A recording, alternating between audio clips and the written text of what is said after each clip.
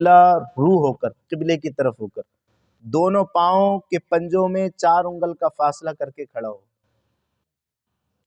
और दोनों हाथ कानों तक ले जाए कि अंगूठे कान की लौ से छू जाएं, इस तरह ले जाए, यहां तक छू जाएं, ये लौ होती है कानों की।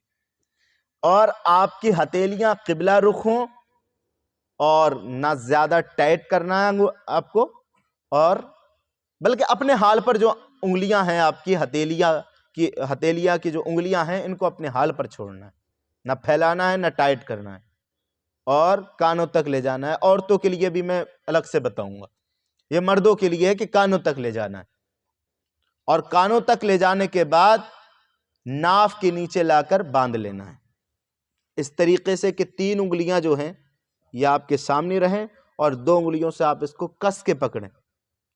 क़िबला उस्ताद मोहतरम सैयद हसन मियां साहब फरमा रहे थे जब हम हिफ्ज़ पढ़ते थे आज से 8 साल पहले, कि जिसको शैतानी वसवसे आते हो नमाज के अंदर, वो इसको थोड़ा जोर से पकड़ा करे, कस के। जो इसको कस के पकड़ेगा वसवसों से महफूज रहेगा। ये बुजुर्गों का अमल मैं बता रहा हूं। तो नाफ के नीचे जाकर के इसको बांध ले, फिर सना पढ़े। सना भी अच्छा कुछ लोगों को याद ही नहीं होती है, कुछ को याद होती तो बड़ा सर्राटे वाली होती है। तो सना पढ़ना किस तरह है नमाज में, मैं उस तरह अर्ज करता हूं। सुब्हानकल्लाहुम्मा व बिहम्दिका व तबारकस्मुका व तआला जद्दुका व ला इलाहा गैरुक, इतने इत्मीनान से पढ़ना है। बड़ा जल्दबाजी लोग करते हैं, जल्दबाजी के ताल्लुक से हुजूर ने मना फरमाया। एक सहाबी आए थे, नौ मुस्लिम थे, जल्दी ही में मुसलमान हुए थे, तो आए मस्जिद नबी में, नमाज से फरागत हो चुकी थी, हुजूर तशरीफ फरमाते, अक्सर मस्जिद नबी में हुजूर तशरीफ फरमा रहते थे। हाँ, इतनी पड़ जाएगी, जी जी। तो वो सहाबी आए और आकर के नमाज पढ़ने लगे, तो नमाज जल्दी जल्दी उन्होंने पढ़ी, और नमाज पढ़कर दुआ से फारिग हुए, हुजूर ने बुलाया, कहा तूने नहीं नमाज पढ़ी, नमाज पढ़। इबारत इस तरह है, सल्ले फ़इन्नका लम तुसल्ले, नमाज पढ़ इसलिए कि तूने नमाज नहीं पढ़ी। सल्ली फ़इन्नका लम तुसल्ली, नमाज पढ़ इसलिए कि तूने नमाज नहीं पढ़ी। उसने दोबारा नमाज पढ़ी, उन सहाबी ने रज़ी अल्लाह तआला अन्हु। आपने फिर बुलाया, फरमाया सल्ली फ़इन्नका लम तुसल्ली, फिर नमाज पढ़, तूने नमाज नहीं पढ़ी। फिर पढ़ी उसने, फिर आए, हुजूर ने फिर बुलाया, क्या सल्ली फ़इन्नका लम तुसल्ली, नमाज पढ़ो इसलिए कि तुमने नमाज नहीं पढ़ी। अर्ज किया या रसूलल्लाह मैं नया हूं, अहकाम नहीं जानता, आप मुझे सिखाएं। तो आपने फरमाया कि हर रुकन को उस वक्त तक अदा करके तुझे करार हो जाए, ठहर ठहर कर, जल्दबाजी ना कर। फरमाया परिंदों की तरह चोचे ना मार, हर रुकन को ठहर ठहर कर अदा कर। तो ये जल्दबाजी जो लोग करते हैं या तलफ्फुज की अदायगी में गलती करते हैं, उससे बचें, खूब आराम आराम से पढ़ें, और लुत्फ और मजा भी तभी आने का है, आपको जल्दबाजी में नहीं आएगा। तो इस तरीके से सना पढ़ना है। उसके बाद आपको औज़ु बिल्लाह पढ़ना है, फिर बिस्मिल्लाह पढ़ना है, औज़ु बिल्लाह बिस्मिल्लाह के बाद अल्हम्दु पढ़ना। अब अच्छा सना का मसला समझ लीजिए। सना आपको अगर इमाम के पीछे हैं तो इमाम के अल्लाहु अकबर कहने के बाद फौरन शुरू कर देना है, ठीक है। और जब तक वो क़िराअत शुरू नहीं कर रहा उससे पहले तक खत्म करना है। लिहाजा अगर कोई शख्स ऐसा आया जिसे तकबीर तहरीमा नहीं मिली इमाम के साथ, उसने बाद में तकबीर तहरीमा की और इमाम क़िराअत शुरू कर चुका था, लिहाजा अब सना ना पड़े। क्यों? इसलिए कि सना है मुस्तहब और क़िराअत का सुन्ना है वाजिब, तो इसलिए मुस्तहब को छोड़ दिया जाएगा। मसला समझ में आ गया होगा आपको। तो औज़ु बिल्लाह पढ़े, बिस्मिल्लाह पढ़े, उसके बाद क्या करे, अल्हम्दु शरीफ पढ़े, और अल्हम्दु शरीफ भी बड़ी इत्मीनान, बड़ी तमानियत क़ल्ब के साथ पढ़े, खूब इत्मीनान के साथ। अल्हम्दु शरीफ के बाद एक सूरत मिलाए या 3 आयतें मिलाए, या एक बड़ी एक ऐसी आयत मिलाए जो 3 के बराबर हो, ठीक है। और वो सूरतें भी अच्छे से याद कर ले। उमूमन हमारे नौजवानों को, बुजुर्गों को बड़ी कम सूरतें याद होती हैं, तो मेरा मशवरा यह है कि जो कुरान की आखिरी 11 सूरतें हैं ان کو یاد کریں آپ، اور یاد نہ ہو تو کسی سے زانو ادب طے کر کے یاد کر لیں۔ وہ 11 صورتیں چونکہ آسان بھی ہوتی ہیں چھوٹی بھی ہوتی ہیں، وہ یاد کریں۔ اب آپ نے الحمد پڑھ لی، سورت ملا لی، اس کے بعد آپ اللہ اکبر کہتے ہوئے رکوع میں جائیں۔ اب رکوع میں جانے کا طریقہ اسے بھی بغور سماعت کر لیں، ایک ایک چیز کو آپ اچھے سے سماعت کریں۔ گھٹنوں کو ہاتھ سے پکڑ لیں، رکوع میں جانے گھٹنوں کو ہاتھ سے پکڑ لیں، اس طرح کہ ہتھیلیاں گھٹنے پر ہوں، انگلیاں خوب پھیلی ہوں، پیٹھ بچھی ہو، سر پیٹھ کے برابر ہو۔ انگلیاں پھیلی ہوں اور پکڑنا ہے، اور انگلیاں پیٹھ جو ہے وہ سر کے برابر ہو۔ اس طرح ہو کہ آپ کے اگر پیٹھ پر کوئی چیز رکھ دی جائے تو وہ گرے نہیں، بالکل برابر۔ اور سر عموماً دیکھا جاتا ہے لوگوں کا اوپر اٹھا رہتا ہے، تو اوپر نہیں بلکہ پیٹھ کے برابر رکھنا ہے۔ اب وہاں پہنچ کر آپ کو 3 مرتبہ سبحان ربی العظیم پڑھنا ہے، عظیم وا کے ساتھ، وا، زا اور جا، جیم، یہ 3 قریب الصوت میں سے آتے ہیں۔ جو بچے مدنی قاعدہ پڑھتے ہیں وہ بھی سمجھتے ہوں گے، قریب الصوت، یہ حروف قریب الصوت میں سے ہیں، ایک جیسے لگتے ہیں یہ، لیکن بابو اس میں فرق کرنا ہے آپ نے۔ زا، وا، جیم، یہ تینوں الگ ہیں۔ اگر ان میں سے آپ نے فرق نہیں کیا تو حرفوں کے بدلنے سے معنی بھی بدلتا ہے، اور معنی اگر فاسد ہوا تو نماز ختم ہو جاتی ہے، یہ سمجھیے گا۔ عربی گرامر جو ہے نا وہ اتنا وسیع گرامر ہے کہ اگر ایک لفظ بدلا تو معنی بدل گیا۔ فار ایگزامپل آپ کو سمجھاؤں، سبحان ربی العظیم کا معنی وا کے ساتھ یہ بنتا ہے کہ تمام سبحان ربی میرے رب کی تعریف ہے، العظیم جو کہ بڑا ہے، تعریفیاں میرے رب کے لیے ہیں، العظیم جو کہ بڑا ہے۔ لیکن اگر اسی دعا کو اگر آپ نے جیم کے ساتھ پڑھ لیا تو معنی ہوتا ہے تعریفی میرے رب کے لیے جو کہ گونگا ہے، معاذ اللہ، علیہ اعوذ باللہ۔ تو اس لیے تلفظ کی کوشش کریں۔ اگر بالفرض کسی کو تلفظ نہیں آتا ہے، بالفرض کسی کو تلفظ نہیں آتا ہے تو عظیم کی جگہ کریم کہے، لیکن عجیم نہ کہے، کریم کہہ لے، سبحان ربی الکریم، سبحان ربی الکریم، ٹھیک ہے؟ یہ 3 بار تسبیح کہے، 5 بار کہے، 7 بار کہے، یہ تعداد میں جتنی بار کہے، تعداد میں کہے، جسے ہم لوگ اپنی زبان میں کہتے ہیں کھٹا تعداد میں کہے۔ اب گناہ گار نہیں، طاق اسلام میں مستحب ہے، نہ تو قصد یہ کرے کہ امام کے اللہ اکبر کہنے سے پہلے 5 بار کا قصد کرے، قصد کرے گا تو ادا کر لے گا، ورنہ 3 ہی بار رہنے دے۔ مستحب بہتر طریقہ یہ کہ امام کے جب پیچھے پڑھے تو 3 ہی پڑھے، تاکہ طاق عدد پورا ہو جائے، سمجھ میں آ جائے، تو اس لیے 3 بار پڑھے یہ زیادہ بہتر ہے۔ اب سمیع اللہ لمن حمدہ کہتا ہوا کھڑا ہو، اور اگر امام کے پیچھے ہے تو امام سمیع اللہ لمن حمدہ کہے اور آپ ربنا ولک الحمد کہیں، اور اگر اکیلے ہیں تو یہ ذہن میں آتا ہوگا حضرت اکیلے ہیں تو کیا کریں، تو دونوں پڑھ لیں، یہ دونوں مستحب ہے۔ اب پھر اللہ اکبر کہتا ہوا سجدے میں جائے، اس طرح کہ پہلے گھٹنے زمین پر رکھے، پہلے گھٹنے زمین پر رکھے، پھر ہاتھ دونوں ہاتھوں کے بیچ میں ناک، پھر پیشانی، گھٹنے پھر ہاتھ دونوں ہاتھوں کے بیچ میں ناک، پھر پیشانی رکھے، ٹھیک ہے؟ اور پیشانی اس طرح رکھے اور ناک اس طرح رکھے کہ ناک کی ہڈی زمین پر جمائے، اور بازوؤں کو کروٹوں سے اور پیٹ کو رانوں سے اور رانوں کو پنڈلیوں سے جدا رکھے، پھیل کر سجدہ کرے۔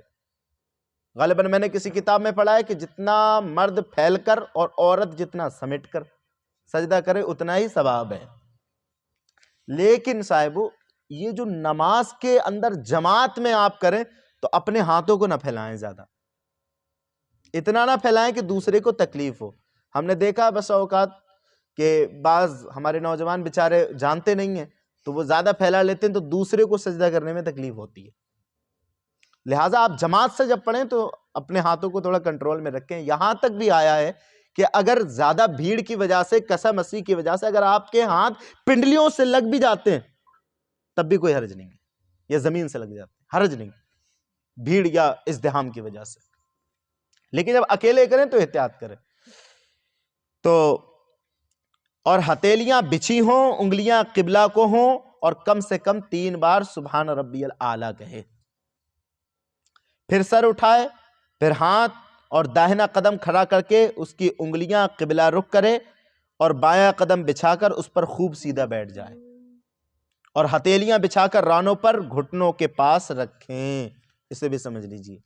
ہم نے بعض اپنے بھائیوں کو دیکھا ہے، چونکہ میں اصل میں اپنے بھائیوں کی نماز پر بڑے غور کرتا ہوں، بسا اوقات میں بیٹھ کر دیکھتا بھی رہتا ہوں کہ کس طرح نماز پڑھی جا رہی. تو کیا ہوتا ہے کہ بھائی ہمارے یہاں ہاتھ لے آتے، کچھ بہت پیچھے رکھ لیتے. تو نہ صاحب وہ پیچھے رکھنا ہے، نہ اس کو آگے بڑھانا ہے، بلکہ یہاں رکھنا ہے.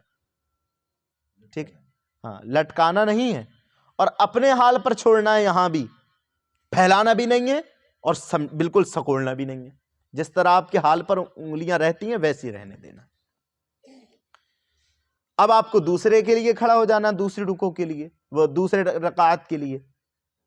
2 رکعت والی ہے تو آپ دوسری رکعت کے لیے کھڑے ہوں، اور 4 رکعت والی ہے تو آپ پھر تیسری اور چوتھی کے لیے بھی کھڑے ہوں.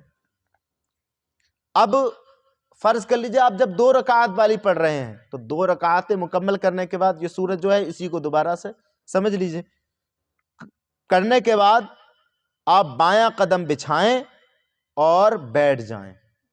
دونوں رکعت پورے کرنے کے بعد، دونوں سجدے کرنے کے بعد بایاں قدم بچھا کر اس پر بیٹھ جانا.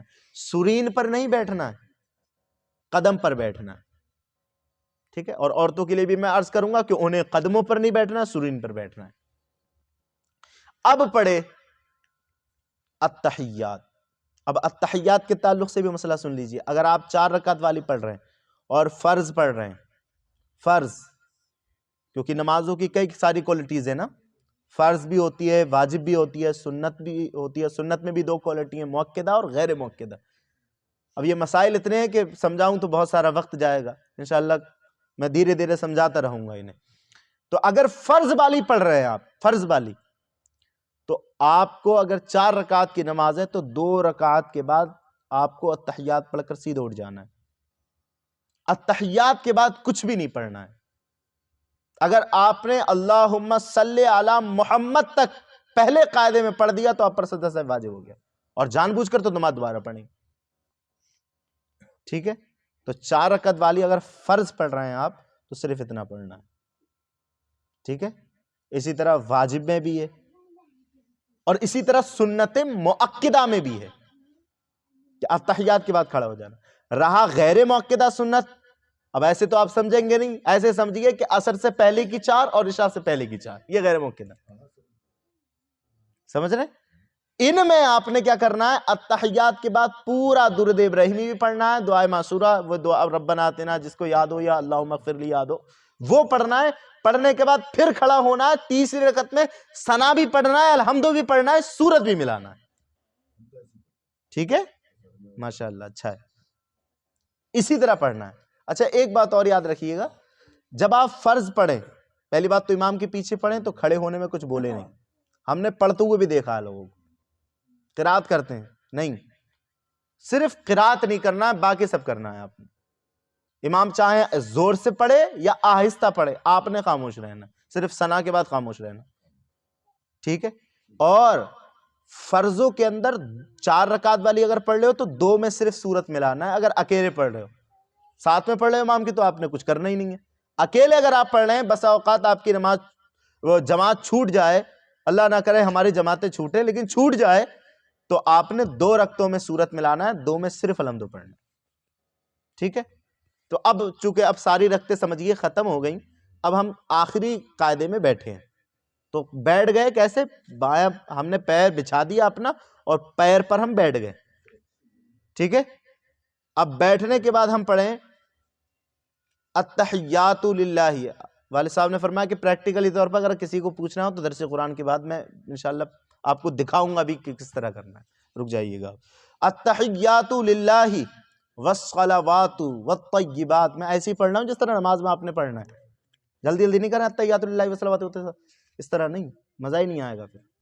التحیات للہ والصلوات والطیبات السلام علیک ایہا النبی ورحمۃ اللہ وبرکاتہ، السلام علینا وعلی عباد اللہ الصالحین، اشہد ان لا الہ الا اللہ واشہد ان محمدا عبدہ ورسولہ۔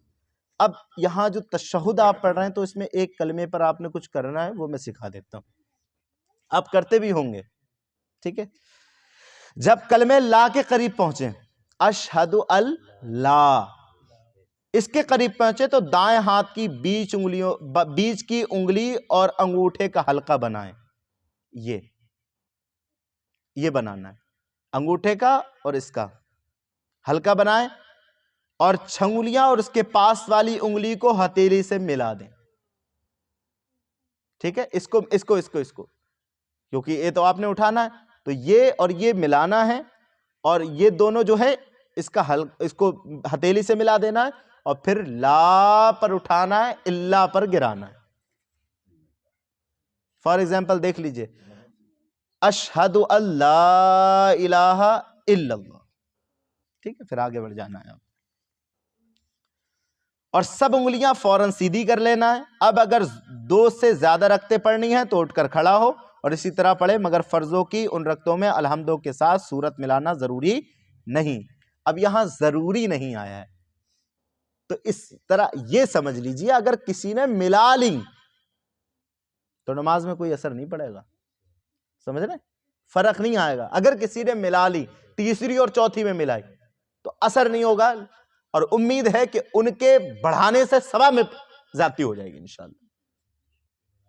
لیکن ضروری نہیں فرضوں میں، ٹھیک ہے؟ باقی فرضوں کے علاوہ جو ہے سب میں ملائیں گے آپ۔ اب چونکہ آپ کی آخری رکعت ہے، التحیات آپ نے پڑھ لی، اب آپ درود ابراہیمی پڑھیں گے۔ اللہم صلی علی محمد وعلی آل محمد کما صلیت علی ابراہیم وعلی آل ابراہیم انک حمید مجید، اللہم بارک علی محمد وعلی آل محمد کما بارکت علی ابراہیم وعلی آل ابراہیم انک حمید مجید۔ اس کے بعد جو دعائیں بزرگوں سے منقول ہیں وہ پڑھیں عربی کے اندر۔ دعا کی عمومیت ہے، یہاں پر اجازت دی گئی ہے کہ کوئی سی بھی دعا پڑھ سکتے ہیں، لیکن عربی میں ہو، اردو میں نہ ہو، کوئی سی بھی دعا پڑھ سکتے ہیں، لیکن بہتر اور مستحب سنن میں سے یہ ہے، نماز کی سنتوں میں سے یہ ہے کہ جو دعائیں قرآن پاک سے یا بزرگوں سے منقول ہیں وہ پڑھیں۔ اب وہ کون کون سی ہیں، میں وہ آپ کو 3 دعائیں عرض کرتا ہوں، جو بھی آپ کو سہل لگے، آسان لگے، اس کو یاد فرما لیجئے گا۔ پہلی، اللہم ربنا آتنا فی الدنیا حسنۃ وفی الآخرۃ حسنۃ وقنا عذاب النار۔ دوسری، رب اجعلنی مقیم الصلاۃ ومن ذریتی ربنا وتقبل دعاء، ربنا اغفر لی ولوالدی وللمؤمنین یوم یقوم الحساب۔ اور تیسری جو اس کتاب میں بھی لکھی ہوئی ہے اور دیگر کتابوں میں، فقہ کی بڑی کتاب، میں چھوٹی کتاب اس لیے لایا ہوں، حالانکہ میں بڑی کتاب سے بتا سکتا تھا، اس سے آپ کے زیادہ سمجھ میں آئے گا۔ اللہم اغفر لی ولوالدی ولمن توالدا ولجمیع المؤمنین والمؤمنات والمسلمین والمسلمات الاحیاء منہم والاموات انک مجیب الدعوات برحمتک یا ارحم الراحمین۔ یہ بھی پڑھ سکتے ہیں، 3 میں نے عرض کر دیں، جو سہل لگے اس میں سے ایک پڑھ لو۔ اور اس کے بعد جی دونوں پڑھ لیں تب بھی کوئی حرج نہیں، میں نے کہا ضروری نہیں، ایک ہی پڑھ لیں۔ اور اچھا یہ جو ہے یہ مستحبات میں سے دعا پڑھنا، نماز کے مستحبات میں سے، لہٰذا اگر کوئی دعا نہیں پڑھ سکا تو نماز میں فرق نہیں آئے گا، یہ بھی سمجھیے گا، ٹھیک ہے؟ لیکن پڑھے تو یہ مستحب ہے۔ یہ ہوئی آپ کی نماز مکمل۔ اب آپ نے سلام پھیرنا ہے۔ لفظ سلام کو 2 بار پڑھنا یہ واجب ہے، السلام علیکم ورحمۃ اللہ، اور کاندھوں پر نظر کرنا یہ ہے مستحب۔ کاندھوں پر نظر رکھیں، پوری صف کو نہ دیکھ لیں، بلکہ صرف کاندھے پر نظر رکھیں، شانوں پر، اس طرح سلام پھیریں۔ اب چونکہ ہماری اسلامی بہنیں بھی بیٹھی ہوئی ہیں، نماز